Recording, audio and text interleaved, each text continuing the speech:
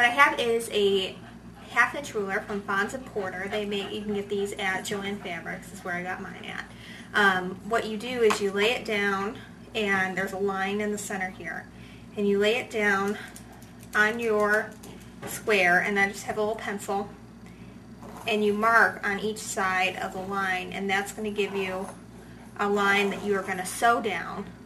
And you want to do that on the light side of all of your fabrics. Now that I've got all of my seams marked that I'm going to sew in a little bit, it's time to match them up.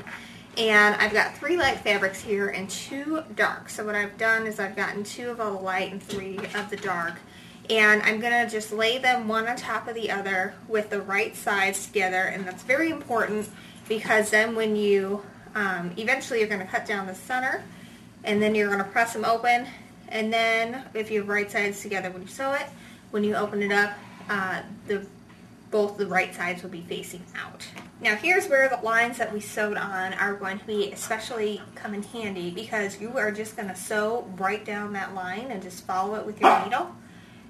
And now that I'm to the end of the first block, one of the things you want to do to save time and thread is to chain piece. And what you do with that is once you get to the end of one block, you just lift up your presser foot, and then you line your fabric up so that the line is right in front of the needle, and then you keep going. Now when you get to the end, just pull the thread out, clip it off at the edge, and then go ahead and pull right back to the front and start over, but this time you will be sewing the other line that you marked with the 1/2 inch ruler. Once you finish completed sewing everything, you're going to go ahead and clip the threads in between the pieces. Now comes the part where we are going to cut down the middle of this circle, and for this part you'll want to get a ruler.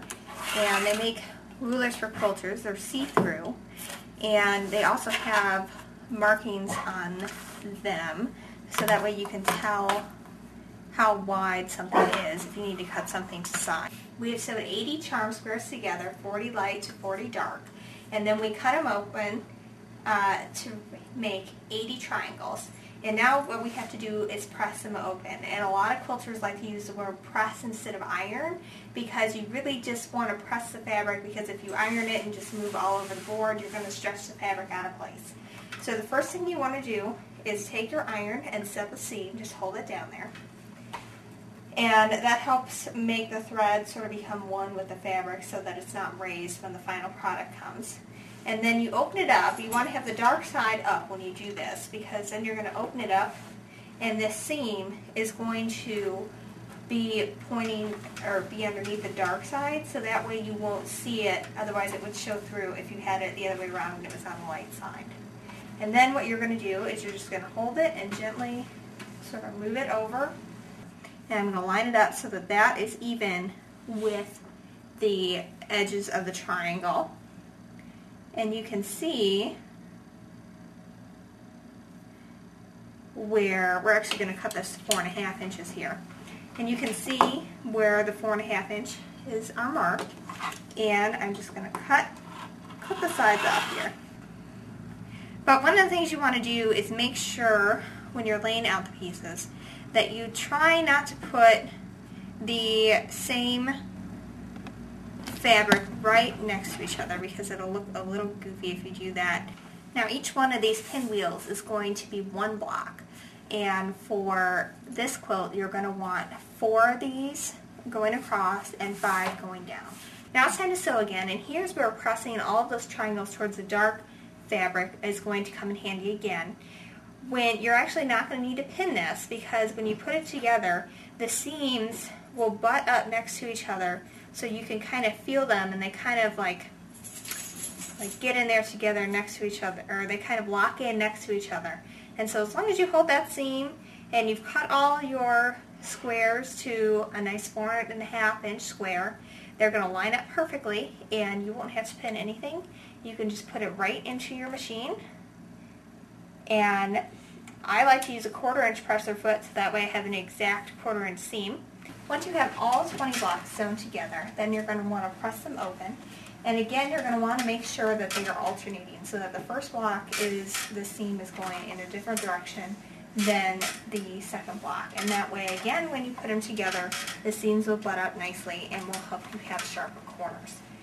Once you have all 20 of the quilt blocks sewn together and pressed open, it's time to join the quilt blocks together to make the quilt top. What we're going to do next is create a quilt sandwich, and the sandwich is, the first layer is the backing fabric, and for this quilt you're not actually going to see the back because it's going to be on the inside of the pillow. So I just have some unbleached muslin. It's sturdy fabric and it's cheap, so it's good for a layer that you're not going to see. And then I have Warm and Natural craft size batting. This is has more cotton in it than some blends of batting, so it'll be good sturdy inner layer for the quilt. So what we're going to do is first you want to lay down your muslin lining flat out on the floor or a card table, and if you lay it out on a card table you can tape it to the card table. You want it to be nice and smooth and taut but not stretched, and then you do the same thing with the batting, laying that layer next to it, and then on the final layer is your quilt top. Now your quilt top you want to be a couple inches smaller than your batting and your backing. Now that you have the quilt pin basted, it's time to actually begin the quilting. I've attached a walking foot to my machine, and what that does is it has an attachment on the top that moves the quilt along at the same rate that the feed dogs do at the bottom of this machine in the plate. And I'm going to quilt in the ditch, and to quilt in the ditch you quilt along the seam lines, and you always want to quilt on the low side of the seam, meaning that if the seam is folded to the right you want to quilt on the left side of the seam. And I'm just going to quilt along the long side of the triangles that make a nice line going all the way up the quilt, and then they'll also be going across the quilt. So I'll be quilting on a diagonal, and it will look like there are diamonds or squares set on point if you look at it from the back when it's done. So what I've done is I've taken 2 pieces of navy blue flannel to match the quilt top to go on the back, and I've cut it to the width of the fabric, which is of the quilt, which is 32 inches, and then I've cut each piece to 23 inches, which will give us a little extra room to put a hem on the edges of the pillowcase. So what I've done here is I have pinned it so that there are 2 inches overhanging, and I'm going to press that because once I'm done pressing it, I'm going to turn the rest of it under to create a hem. So now that I've got everything pinned and ready to sew to make the hem, I'm going to sew 2 seams, each a 1/4 inch from the edge of the top edge and fold, and then again from the hem. Once you're done sewing the hems on the back of the pillow casing for the dog bed, give them one more press just to make sure that that seam is good and sturdy. And now you want to lay your quilted dog bed top with the right side up, because we're going to sew the right sides together so that way when we flip it inside out it will all be going the right way. Once you have all the sides pinned together, then you're going to sew along all of them using a 1/4 inch seam for the entire way around. And don't worry, you're not closing it in, because since you did the pillow casing on the back, you're going to be able to open up through there. And again, I'm going to use a walking foot for this. Alright, I've got it turned inside out. So we'll lay it out. We have our quilted dog bed almost ready. Now all you have to do is stuff the quilted dog bed. Once you're done stuffing the liner with the fill of your choice, go ahead and put it in the dog bed and insert it the way you would just a regular pillowcase for a sham, and let your dogs enjoy it.